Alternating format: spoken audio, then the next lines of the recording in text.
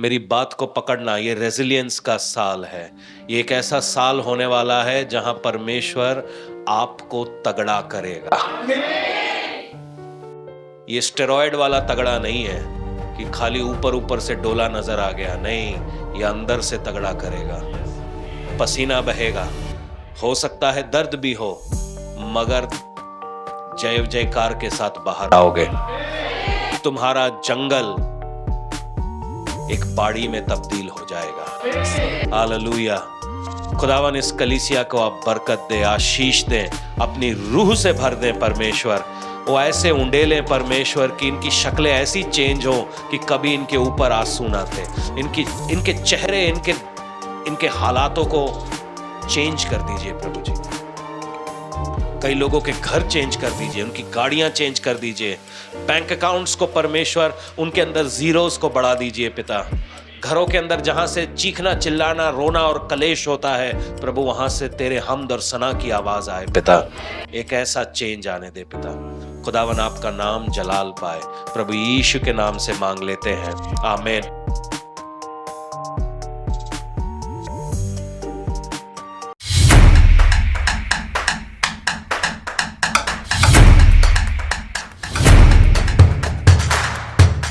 आज इसके ऊपर पूरा कब्जा लें और कहें कि परमेश्वर, ये मैं इसको आज तुझे देना चाहता हूं। यह आपकी प्रार्थना हो कि परमेश्वर, ये जो 750 ग्राम की नेमत तूने मेरे शरीर में बस दी है, ये केवल तेरी आराधना करे, तेरे हाथों में जाए और तू इसका इस्तेमाल कर। आमीन। दुनिया जो है दो किस्म के लोगों के बीच में डिवाइडेड है। एक है स्पिरिचुअल पीपल, जिन्होंने प्रभु यीशु को जान लिया और जिनकी आंखें खुल गई हैं, और दूसरा जो हिस्सा है वो है शारीरिक लोग, यानी कार्नल पीपल। इनमें से बहुत सारे लोगों ने शायद प्रभु यीशु को सुना तो है, मानते भी हैं, मगर जाना नहीं है। इनमें से बहुत सारे लोग तो प्रभु यीशु से कोसों दूर हैं। तो ये क्लियर डिवाइड है, spiritually alive and physically alive. जो कार्नल और स्पिरिचुअल का डिफरेंस है, इस बात को हम बाइबल के अंदर भी देखते हैं और प्रभु यीशु कहते हैं कि मैं डिवाइड करने आया हूं। अगर आप बहुत गौर से इसको देखेंगे तो ये डिवीजन, जैसे जैसे परमेश्वर का आना निकट हो रहा है, ये डिवीजन और ज्यादा क्लियर होता जा रहा है। और आने वाले समय में इस 2026 में बहुत सारी चीजों को और आप देखेंगे इसी कॉन्टेक्स्ट के अंदर, या इसी सब्जेक्ट के ऊपर, कि परमेश्वर कैसे दो ग्रुप्स को डिवाइड करता जा रहा है। और ये डिवीजन बहुत बड़ा, ये जो खाई है इन दोनों के बीच में, ये कोई छोटी मोटी खाई नहीं होने वाली है, बहुत बड़ी खाई होने वाली है। इंटरनेशनली भी आप इस चीज को देखेंगे और नेशनली भी आप इस चीज को देख रहे हैं। इंटरनेशनली बहुत सारी जगहें जिन्होंने परमेश्वर के साथ शुरुआत की और परमेश्वर ने उनको आसमान पे रखा, मगर ये 2026 साल एक उनके बीच के अंदर एक अजीब सा ट्विस्ट लेके आएगा, क्योंकि उन्होंने परमेश्वर के कलाम को वो वैल्यू नहीं दी, उन्होंने फॉलो नहीं किया, तो उसका डाउनफॉल भी वो देखेंगे।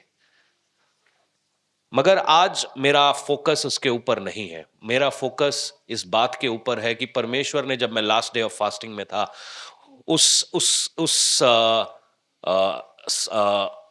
शायद 30th की रात को परमेश्वर ने मेरे से एक बात कही जो मैं आपको बताना चाहता हूं।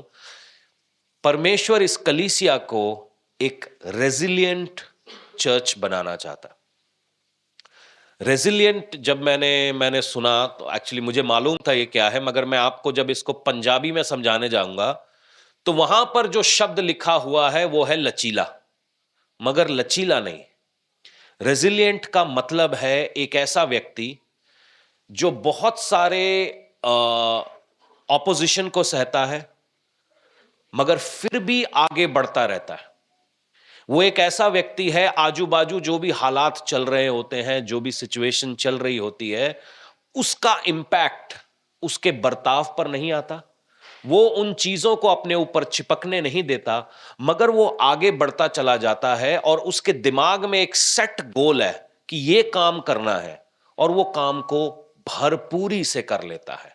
इनफैक्ट उसके आजू बाजू क्या चल रहा है उससे कोई फर्क नहीं पड़ता। ये इस प्रकार से है कि आपने एक क्रिकेट मैच लगाया दुश्मन कंट्री में जाके, और सारे जो देखने आए हैं मैच वो आपको गालियां दे रहे हैं, आपके खिलाफ हुटिंग कर रहे हैं, मगर आपके कान आपने बंद किए और आप अपना सारा फोकस खेल के ऊपर लगा रहे हैं कि हमने जो जो रोल परमेश्वर ने हमें दिया है वो कितनी अच्छी रीति से हम कर सकते हैं। ये 2026 वैसा ही एक साल होने वाला है। आजू बाजू से बहुत सारा हल्ला, बहुत सारी आवाजों को आप सुनेंगे जो आपको कहेंगे कि जिस राह पर तू चल रहा है वो शायद सही नहीं है, सिचुएशंस शायद थोड़ी आड़ी टेढ़ी हो जाएं, मगर परमेश्वर ने जिस गोल पर आपको ले जाना चाहता है, जिस मंजिल पर आपको ले जाना चाहता है, उस पर आपको ले जाएगा। सिचुएशंस आपके ऊपर हावी नहीं होंगी। अगर आप इसके अंदर से कुछ निकालना चाहते हैं तो परमेश्वर यूं कह रहा है कि सिचुएशंस आपके ऊपर हावी नहीं होंगी। एक जानवर है जिसको हम बोलते हैं हनी बैजर। मैं चाहता हूं वो क्लिप ऑन किया जाए। गलती से भी हनी बैजर को लात मारने की गलती कभी मत करना, नहीं तो ये आपका तब तक पीछा करता रहेगा जब तक वह खुद थक कर हार न मान लेता है, क्योंकि इसकी जिद के आगे हर कोई हार जाता है। I mean हर कोई। यहाँ तक कि जहरीले सांप का नशा करने के बाद तो जंगल के राजा शेर से भी भीड़ जाता है, लेकिन हद तो तब हो जाती है जब यह मधुमक्खियों के छत्ते में बिना किसी डर के घुस जाता है और अपने शरीर पर सैकड़ों डंक सहने के बावजूद यह केवल शहद लेने के लिए छत्ते को तोड़ता रहता है। जब तक इसे शहद नहीं मिल जाता ये हार नहीं मानता, चाहे इसे कितना भी दर्द क्यों ना हो। साउथ अफ्रीका जो है वो एक बहुत ही कठिन जगह है। यहां पर बहुत क्या बोलते हैं अकाल पड़ता है और बहुत ही ज्यादा यहां पर बारिश भी होती है, और मतलब एक बहुत ही जंगल का एक सिचुएशन है सबाना अफ्रीका। और उस जगह के ऊपर ये जानवर बड़ा ही पावरफुल तरीके से ये राज करता है। जो कि जब भी हम जंगल की बातें सुनते हैं तो हम शेर, चीता, भालू, हाथी ये सब बातों को सुनते हैं, मगर इस जानवर की बात इतनी नहीं होती। मगर मजेदार बात है कि ये जानवर सबसे ज्यादा हर मौसम में, अगर कभी कोई मुसीबत पड़ती है, कभी कोई विपदा आती है, कभी कोई बाढ़ आती है या सूखा पड़ता है या अकाल पड़ता है, सारे जानवरों के साथ बड़े सारे चैलेंजेस आते हैं इसको छोड़ के। हर जानवर जो है अकाल के पीड़ित में समय में सबाना में बड़ी मुश्किलों को उठाता है, क्योंकि वहां बहुत तेज गर्मी पड़ती है, नदी नाले सब सूख जाते हैं, उनके पास खाने पीने के लिए कुछ नहीं होता, उनको उनकी समझ में कुछ नहीं होता। मगर ये जानवर ये सरवाइव करता है। ये जानवर आपने जब देखा ना, ये कोई आम जानवर नहीं है, इसके बारे में बहुत कम कहा जाता है। जब इज़राइल जो था अपने वायदे को लेने के लिए जा रहा था तो वो एक जंगल के सिचुएशन में था। वहां पे उनके पास खाने के लिए नहीं थे, उनके पास रेस्टोरेंट्स नहीं थे, उनके पास चमत्कार हो रहे थे मगर वो बड़े तरीके से हो रहे थे। तो वो एक ऐसी सिचुएशन में थे जहां वो एक शहद और दूध का देश ढूंढने जा रहे थे।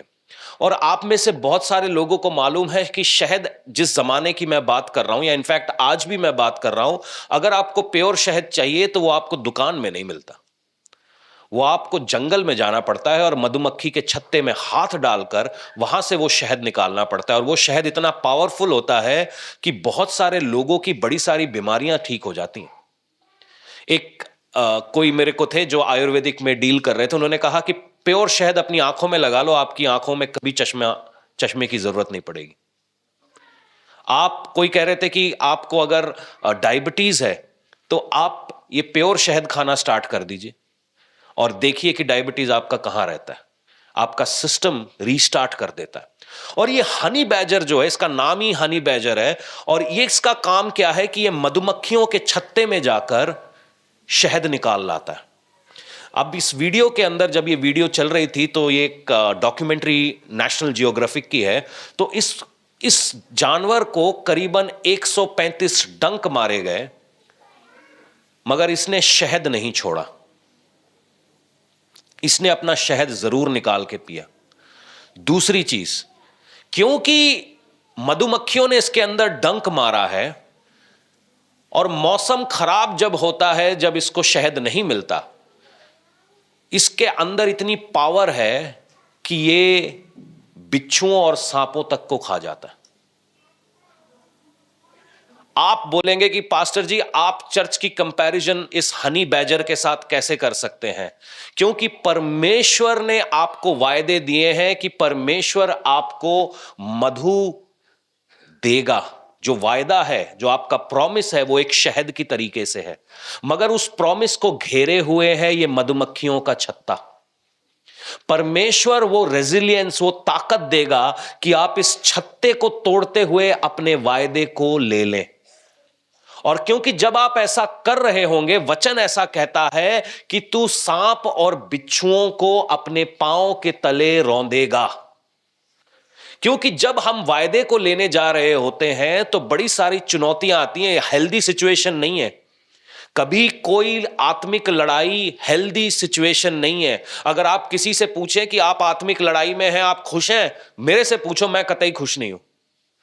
इरिटेशन, गुस्सा, फ्रस्ट्रेशन, बहुत सारी चीजें होती हैं जब जो आपको नीचे दबा देना चाहते हैं। वो चाहते हैं कि किसी तरीके से आप कॉम्प्रोमाइज कर लो, किसी तरीके से आप झुक जाओ, किसी तरीके से आप शैतान के पाले में आ जाओ। और जब सारी दुनिया, सारा जो आप देखते हैं, सारी पेडिग्री शैतान के पाले में जाके खुश है, सवाल आपसे होता है कि मैं ये काम क्यों कर रहा हूं? मुझको भी तो शॉर्टकट मिल सकता है, मैं भी तो उल्टे काम करके निकल सकता हूं, बच सकता हूं, अमीर हो सकता हूं, तरक्की कर सकता हूं, क्यों नहीं? मैं भी कॉम्प्रोमाइज कर सकता हूं, किसको पता चलेगा? मगर ये हनी बैजर दिखने में एक बहुत ही निहायती अजीब सा जानवर है, मगर ये जानवर हमसे कुछ कहता है कि जो चीज परमेश्वर ने रखी है शायद वो आसान ना हो, मगर वो रखी तुम्हारे लिए है। मधुमक्खी को अगर आप देखो, अगर मैं मधुमक्खियों को डीमंस के साथ कंपेयर करूं तो आपकी आशीष इन डीमंस ने रखी हुई है, वो ही बना रहे हैं। क्योंकि वचन कहता है बोता कोई है, काटता कोई है। आपकी आशीष को इन्होंने रोका हुआ है और आपको परमेश्वर वो कुवत, वो ताकत देगा कि आपको इनके डंकों का कोई फर्क नहीं पड़ेगा। और जो बरकत आपके लिए 2026 में रखी हुई है, आप जाके लेके आओगे।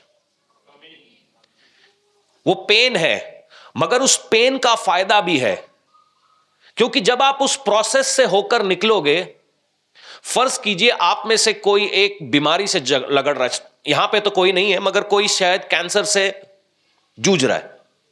2026 में परमेश्वर ने उसको कैंसर से हील कर दिया। 2027 में वो बहुतेरों के लिए एक गवाही का कारण बनेगा। जो किसी कोई किडनी प्रॉब्लम, कोई पेट प्रॉब्लम, कोई ये प्रॉब्लम, कोई वो प्रॉब्लम से होकर गुजर रहे हैं, उन छोटे छोटे सांप बिच्छुओं के लिए वो एक गवाही का कारण बनेगा। ये जो दर्द आप झेल रहे हो अपने वायदे की तरफ बढ़ते हुए, ये जाया नहीं जाएगा। परमेश्वर इसका इस्तेमाल कर रहा है सांप और बिच्छुओं को रौंदने के लिए। आपकी पीढ़ी पीढ़ी तक जो काम आप कर रहे हो उसकी गवाही देंगे। यह सिचुएशन है इस हनी बैजर की। अगर आप हनी बैजर की बात करते हैं तो मैं जो एक फोटो है टैबरनैकल की, वो जरा दिखा मेरे को, वीडियो नहीं, फोटो दिखा। जब इज़राइल निकला, बड़ा कर इसको, मिस्र देश से कानान देश जाने के लिए, परमेश्वर ने मूसा से बात की और मूसा ने बियाबान के बीच में एक तंबू लगाया, यानी एक चर्च स्टार्ट किया। जब आप टैबरनैकल को देखते हैं तो टैबरनैकल का जो ऊपरी खोल है वो बड़ा अजीब है। उसके ऊपर 4 लेयर्स हैं। जो सबसे नीचे लेयर है वो है फाइन लिनन का, जो अंदर होते हैं उनको नजर आता है। दूर से जो दूसरी लेयर है उसके ऊपर बकरों के बाल यानी गोट हेयर है। जो उसके ऊपर का तीसरा लेयर है वो है रैम स्किन यानी कि मेढ़े की चमड़ी। और जो सबसे ऊपर का लेयर है वो है बैजर स्किन, यानी कि इस हनी बैजर से बनाया हुआ एक कपड़ा। आप फर्ज कीजिए आपको चर्च मालूम नहीं है और आप इजराइल को देख रहे हैं कि ये तो बियाबान में निकले हुए हैं, और इन्होंने एक तंबू बनाया है, और तंबू के ऊपर का जो अजीब सा एक हनी बैजर के जैसे, मतलब अजीब सा ये क्या चीज बनाई है, जो चर्च ओरिजिनल चर्च है ना, वो ऊपर से ऐसा ही नजर आता है, अजीब, बदसूरत। मगर इस चमड़े की मालूम है खासियत क्या है? जहर इसके ऊपर काम नहीं करता। इजराइल तेरे विरोध में हथियार तो बनेंगे मगर वो सफल ना होंगे। जहर उसके ऊपर काम नहीं करता। अगर आप चर्च को नहीं जानते, टैबरनैकल को नहीं जानते, परमेश्वर को नहीं जानते, आप इजराइल को देख रहे हो कि यार ये 10-12 लाख लोग निकले हुए हैं, मतलब इन्होंने ये क्या चीज बनाई है बदसूरत सी। आरएसएस, बजरंग दल को हम बदसूरत नजर आते हैं क्योंकि उनको अंदर की खूबसूरती पता नहीं है कि इस मिलाप वाले तंबू के अंदर क्या क्या चीजें रखी हुई हैं।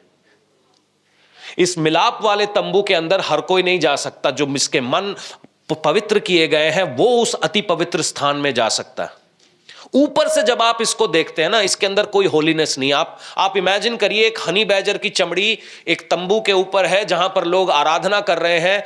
यह अत्यंत अजीब बात है।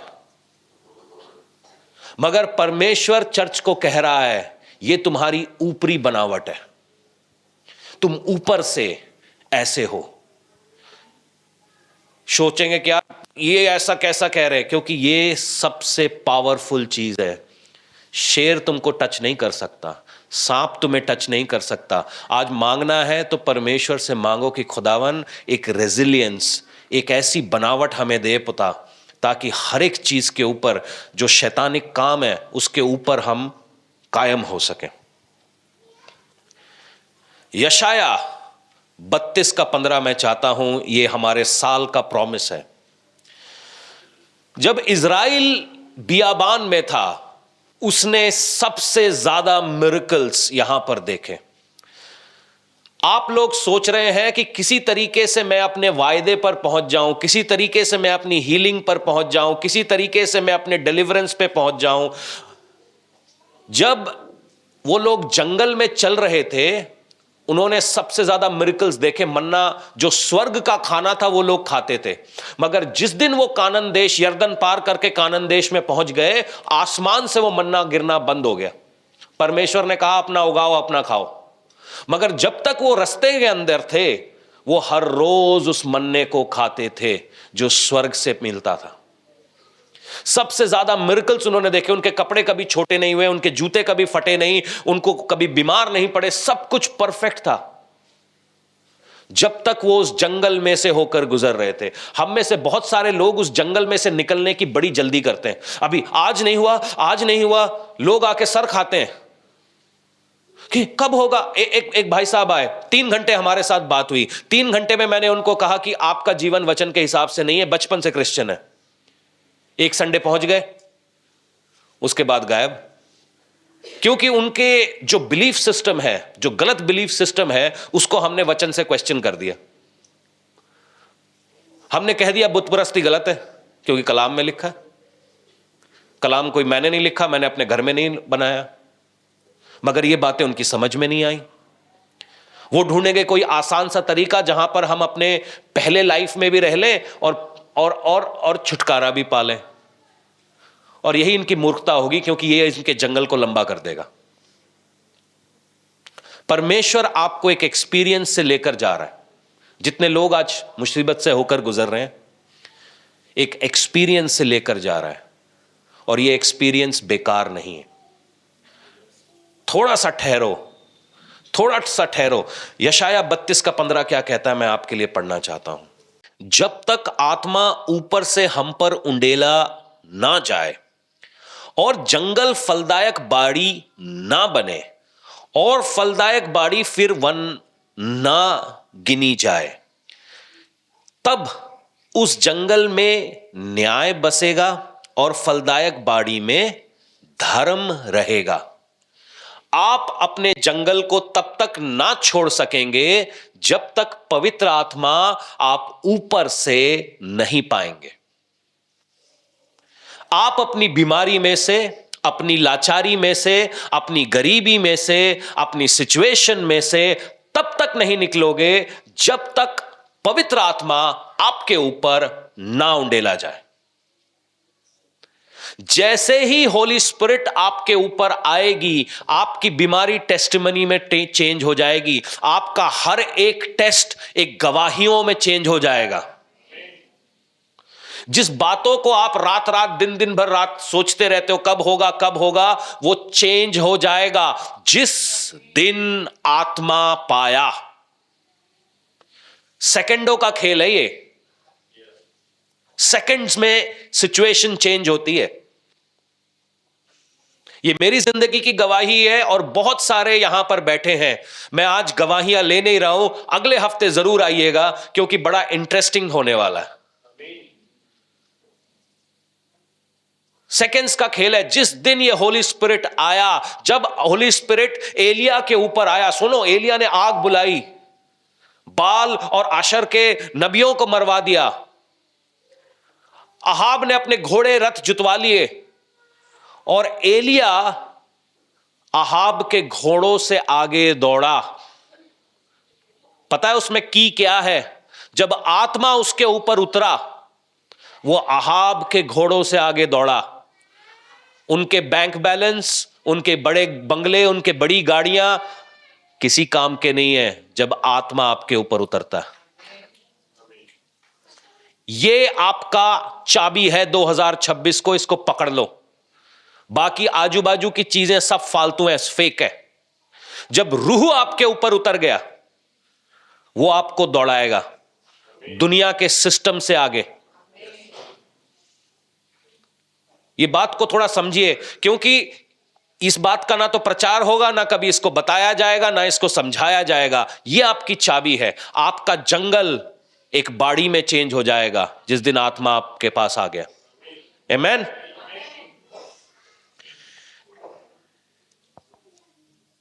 फर्ज कीजिए मैं और आप आज इजराइल में हैं। आप में से कितने लोग जंगल पसंद करते हैं? पिकनिक के लिए नहीं। कितने लोग जंगल में एक रात गुजार चुके हैं? एक रात किसी ने नहीं? हाँ, तूने गुजार, तू फौजी है ना। कहां, कौन से वाले जंगल में था? श्रीनगर में था। श्रीनगर के जंगल थोड़े सोफिस्टिकेटेड क्यूट जंगल हैं। कभी मणिपुर की तरफ चलो, आसाम की तरफ चलो, त्रिपुरा की तरफ चलो, 4 मच्छर आपको उठा के ले जाएंगे, आपको पता भी नहीं चलेगा रात को कहां गए। मच्छर ही पिक कर ले जाते हैं। जंगल क्यूट मूवीज में लगता है, वो गाने वाने गाते हैं। असल में जंगल में बैठो एक दिन, पता चल जाएगा कि क्या होता है जंगल। मच्छर, सांप, बिच्छू, ना सो सकते हैं, ना बैठ सकते हैं, ना कुछ समझ में आता है। परमेश्वर कह रहा है जिस दिन वो आत्मा तुम्हारे ऊपर उतरा, वो अनकंफर्टेबल सिचुएशन ऐसी कंफर्टेबल बन जाएगी कि दुनिया देखेगी। आमीन। सुनना मेरी बात को। इजराइल को भी मजा नहीं आ रहा था जंगल में। उनका एक सेटल्ड लाइफ था, 400 साल 430 साल एक जगह पे सेटल्ड थे। परमेश्वर ने उनको उठाया और बोला जंगल में चल। एक सेटल्ड लाइफस्टाइल से अनसेटल्ड किया ताकि उनको आशीष दे सके। आप में से बहुत सारे लोग घबरा रहे हैं आज कि परमेश्वर हमें क्यों हिला रहा है, ताकि वो आपको आशीष दे सके। किसी की बात समझ में आई? अगर आई होती तो हालेलुया के नारे लग रहे होते। ये वाला ठंडा ये बाद में रखो, टाइमिंग गया अब ये वाला। आप हिलाए इसलिए जा रहे हो ताकि परमेश्वर आपको कहीं और रोप सके, कहीं और बिठा सके और बड़ी बरकत दे सके। एक दिन मेरे हाथ में बड़ा चॉकलेट था। ऑब्वियसली मैं चॉकलेट इतना पसंद नहीं करता। मैंने को किसी को देना था। अब किसी को मैं देना चाह रहा था तो मैं उसके हाथ में जो था मैं चाहता था कि वो दे। मैं मांग रहा हूं, वो देता नहीं कोई बंदा। फिर जब मैंने बताया कि भाई ये छोटी टॉफी मैं नहीं चाहता, मेरे पास बड़ी वाली है, फिर उसके समझ में आया कि मेरा बाप मेरे हाथ से छोटी टॉफी क्यों ले रहा है। कई बार परमेश्वर आपके साथ यूं कर रहा है, वो मांग रहा है, बोले छोटी टॉफी तो दे मेरे हाथ में। आप लोग देते नहीं। आपको लग रहा है वो छोटी ही बड़ी है, मगर क्या पता वो जब छोटी हाथ से दोगे तब बड़ी हाथ में आएगी। आप लोगों ने, बहुत सारे लोगों ने कॉम्प्रोमाइज करके प्रेयर लाइफ, चर्च लाइफ, सुसमाचार सुनाना, मिनिस्ट्री करना छोड़ दिया। छोड़ के बैठे हुए हो अपने घरों पे आराम से, क्योंकि वो आपको छोटी सी जगह पे बड़ा मजा आ रहा है।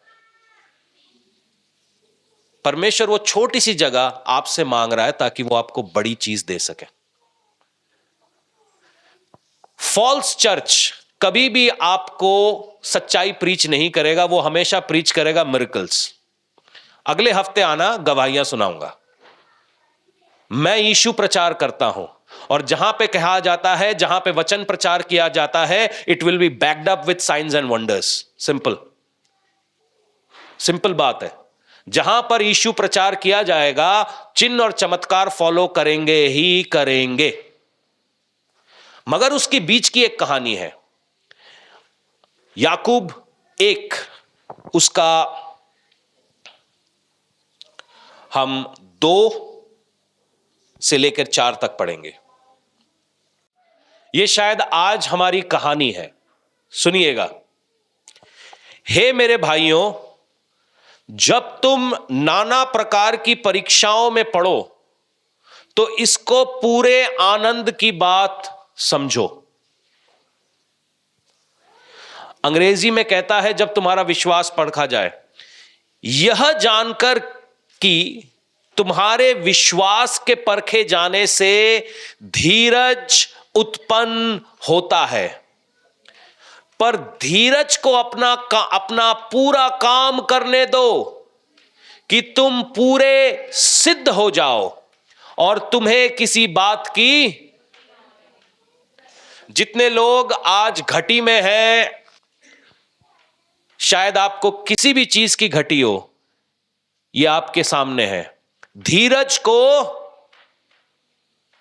अपना काम, ताकि तुम्हें किसी बात की घटी ना रहे। धीरज के साथ प्रार्थना करो, धीरज के साथ फास्टिंग में जाओ, धीरज के साथ परमेश्वर का दरवाजा खटखटाओ, धीरज के साथ। बहुत सारे लोग काली, अभी पास्टर जी हो नहीं रहा, मैं 25 साल का हो गया, मैं 30 साल का हो गया, मैं 40 साल का हो गया, हो नहीं रहा। अरे काम डाउन, ठहरो, तेरा टाइम आएगा, परमेश्वर रास्ता खोलेगा। ठहरो। हम में से कोई ठहरने को तैयार नहीं। आप बाहर रोड पे निकलिए, आपको मालूम चल जाएगा मेंटालिटी क्या है लोगों की। आपको साइड देने को कोई राजी नहीं है। उनको लगता है कि रोड उनके बाप की है। ऐसे हॉर्न बजाएगा, उनका, आपको लगेगा कि शायद आप कहीं अंधे बहरे तो नहीं हो। ये उनके दिल की बातें समझाते हैं। उनका गाड़ी चलाना, उनका खाना खाना, उनका बात करना, ये उनकी पर्सनालिटी को बताता है। पेशेंस, सब बोलो पेशेंस। अगर आप 2026 में परमेश्वर के उस वायदे को, जो परमेश्वर ने आपको दिया है, एक रेजिलेंट चर्च बनने का, उसके अंदर जाना चाहते हो, तो patience is the key. Patience आपको एक नई स्ट्रैटेजी देगा आपके घर के सिचुएशन को ठीक करने के लिए। आपकी सेहत, आपके पैसे, आपके फाइनेंसेस, आपकी फैमिली, आपका पति, आपका वाइफ, आपके बच्चे, परमेश्वर आपको एक स्ट्रैटेजी देगा अगर आप धीरज से उसके पांव पर बैठोगे कि प्रभु आज मुझसे बात करिए, प्रभु आज के दिन क्या करना है। कितने लोग ऐसे करके अपना दिन स्टार्ट करते हैं? आप सवेरे उठते हो, चाय पी लिए, काम पे जाना है, ये करना है, वो करना है, करते रहो। पिछले 30 साल 40 साल से यही करते आए हो, 50 साल से यही करते आए हो। एक दिन ठंडे से बैठ जाओ कि प्रभु ये रहा मेरे चाय का प्याला, ये रही मेरी बाइबल, आज क्या करूं, आज के लिए क्या है, थोड़ी बात कर मेरे से। मैं थोड़ा बोर हो गया हूं, फंस गया हूं, मैं उकता गया हूं अपनी जिंदगी से, मुझसे बात कर।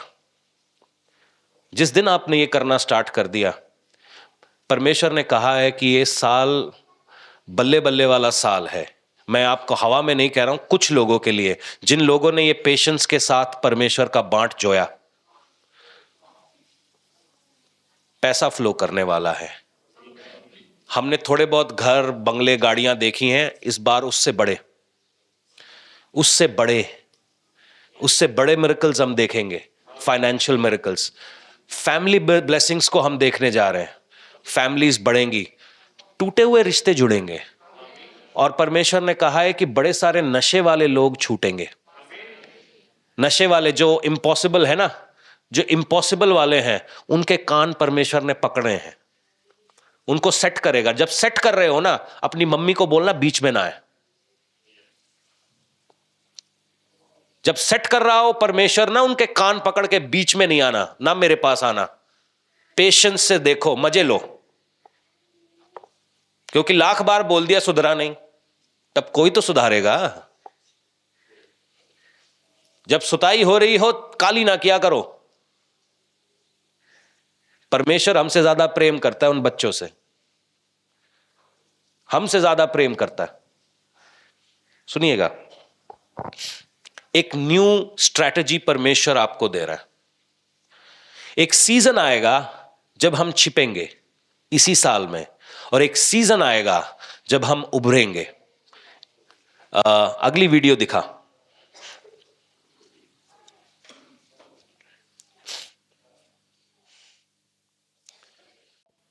ये तितली की शुरुआत है, जरा देखिए, जरा दिखाइए।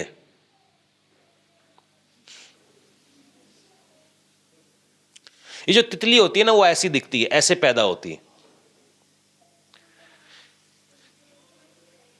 एक लार्वा के जैसे। वो वापस जिस शेल में रहती है उसी शेल को खाती है और फिर आगे बढ़ती चली जाती। अगर आप इस कीड़े को देखेंगे तो इस कीड़े के अंदर तितली वाले कोई गुण नहीं है, मगर एक समय आता है जब ये कीड़ा वचन को खा लेता है और स्थिर रहता है, पेशेंस के साथ वेट करता है, और वो पेशेंस फल लाता है।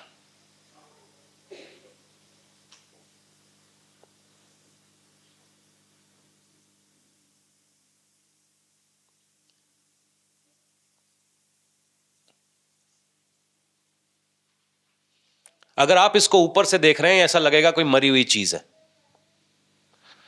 जिसमें खुद जान ही नहीं।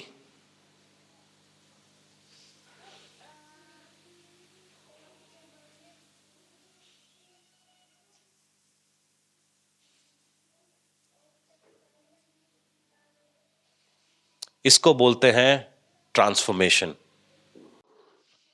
एक कीड़े से एक खूबसूरत चीज में तब्दील होना। जब प्रभु यीशु के बारे में यशाया कहते हैं, वो यूं कहते हैं उस पर कोई खूबी, कोई लियाकत नहीं है। जब हम प्रभु यीशु को देखते हैं, सलीब पर मार खा रहे हैं, क्रूस पर अपनी जान दे रहे हैं, 3 दिन उस कब्र में पड़े हैं। आप 3 दिन के अंदर 72 घंटे होते हैं। 72 घंटे में लोगों ने क्या अंदाजा लगाया होगा? मरियम ने क्या सोचा होगा? कहीं मैंने गलत जिब्राइल से तो बातें नहीं कर ली? ये तो कह रहा था उद्धार करता, ये तो निकल लिए मुझे छोड़ के। पतरस क्या सोच रहा होगा? जिसको मैं रब्बी रब्बी बोल रहा था, जो पानी में चल रहा था, पता नहीं क्या हो गया। 72 घंटे कोई जवाब नहीं। 72 घंटे तक लोग अपने आप से सवाल पूछ रहे थे। परमेश्वर जब काम करता है, वो स्टिलनेस से जगह से काम करता है, वो एक स्टिल जगह से काम करता है। जब आप इस कीड़े को देखते हैं, कीड़ा खा रहा था, पी रहा था, एक कीड़े की तरह था।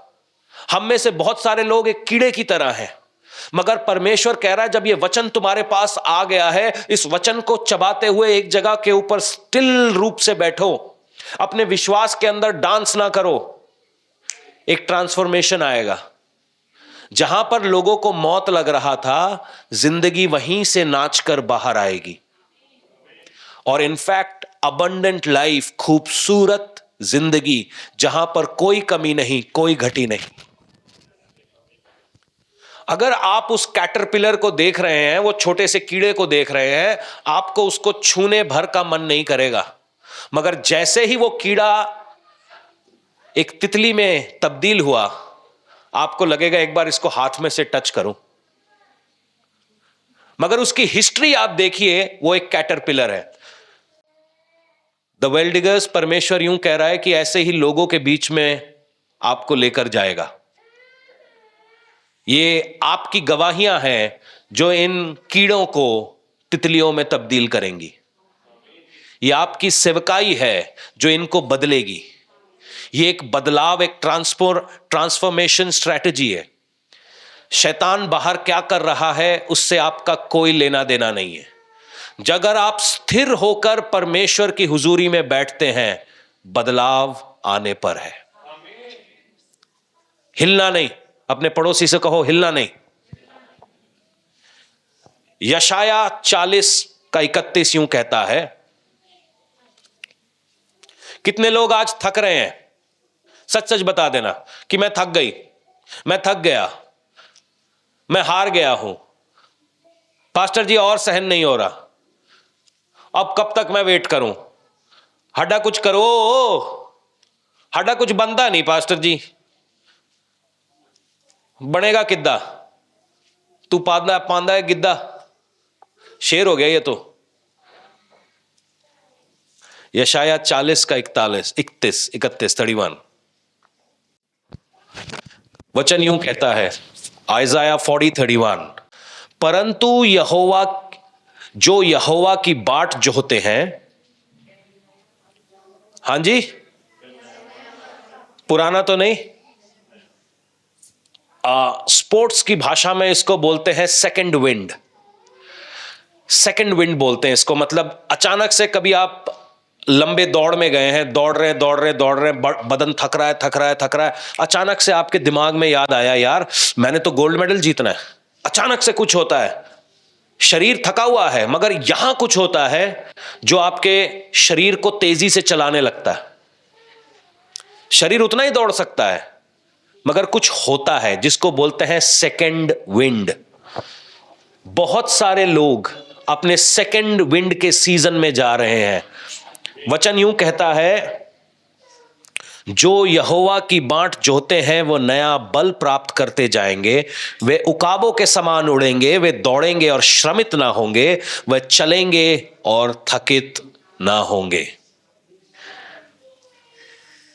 कुछ बातें जो प्रभु करने वाला है, हीलिंग्स, डिलीवरेंसेस तो होंगी। परमेश्वर डेट कैंसलेशन करेगा। मैं कभी इस बात का प्रचार नहीं करता, मगर परमेश्वर ने खास तौर पे कहा कि लिया तूने है, चुकाऊंगा मैं। कर्जे उतरेंगे। मैं ये नहीं बोलता हूं कि क्या, मगर उतरेंगे। जीरो डेट पे जियोगे तुम। सुनना, पैसों के रिजर्व्स चेंज होने वाले हैं। बहुत सारे लोगों यहां पर बैठे हैं जिन्होंने कहा कि आज तक हमने कुछ नहीं जोड़ा। यहां पर बहुत सारे बैठे हैं, यही बात बोलते हैं, हमने कुछ नहीं जोड़ा। आपके पास लाखों आते हैं, ऐसे निकलते हैं। परमेश्वर जुड़वाएगा इस साल। दूसरी चीज, मल्टीपल बिजनेसेस। परमेश्वर आपको बिजनेस आइडियाज देगा। जो यहां बैठे ना नौकरी पेशा वाले, 9 to 5, परमेश्वर आपको बिजनेस आइडियाज देगा। छोटा मत समझना, वो बड़ा हो जाएगा। तीसरी चीज, परिवार के अंदर एक शांति आएगी। अगर कंडीशन, अगर आपने परमेश्वर की वेदी अपने घर पे रखी तो। घर पे टीवी लगाने की जगह है, मगर बाइबल पढ़ने की नहीं। हर घर में बाथरूम रखा हुआ है, किचन रखा हुआ है, मगर बाइबल पढ़ने के लिए, प्रेयर करने के लिए जगह नहीं। तो सोचो हमारी सोच क्या है।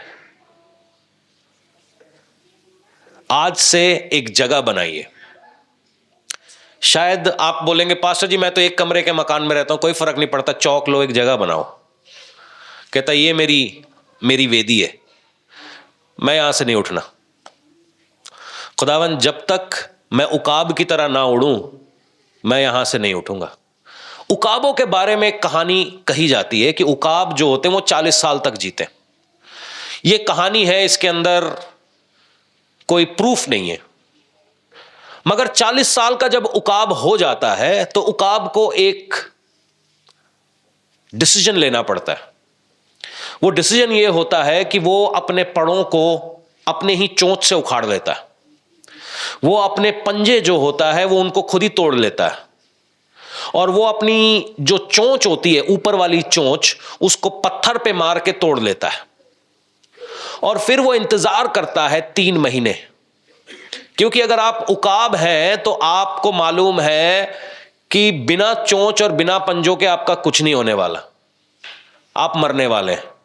मगर 3 महीने, इसका कोई एविडेंस साइंटिफिकली नहीं है, मगर कई बार ऐसे गोल्डन ईगल्स के बारे में बोला जाता है कि ये अपने आप को नुकसान करते हैं। नुकसान करने का मतलब है कि अपने आप को उधेड़ते हैं, तब जाके ये बॉर्न अगेन होते हैं, इनके नए पर निकलते हैं, इनकी नई चोंच आती है, इनके नए पंजे उखड़ के आते हैं, और जिसको 40 साल में मर जाना था वो 70 साल तक जिंदा रहता है।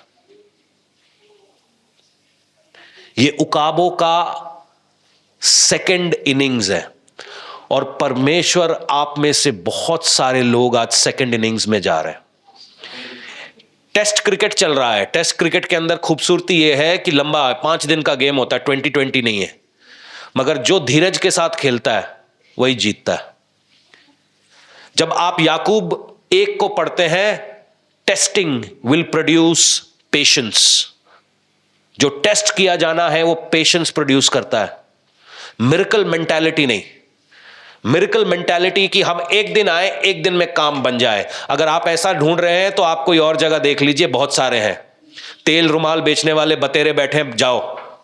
मगर अगर आप लंबा चलना चाहते हैं,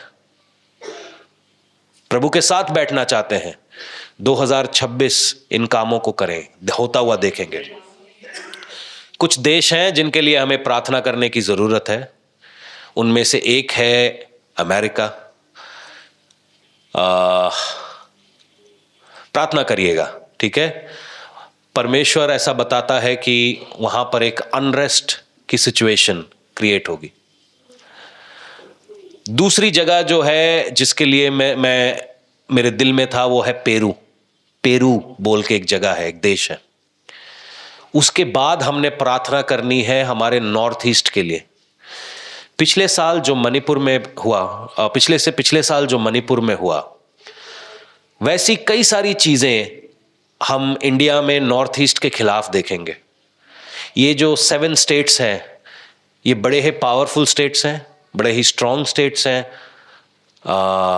हम इनके लिए खास तौर से प्रार्थना करें कि इन जगहों के ऊपर परमेश्वर का काम और बढ़े, लोगों की बुद्धि खुले। जो प्लेन्स में है उनकी बुद्धि खुले कि ये भी हमारे बंदे हैं। सबसे इंपॉर्टेंट काम है कि अपने पंजाब के लिए प्रेयर करनी, ठीक है।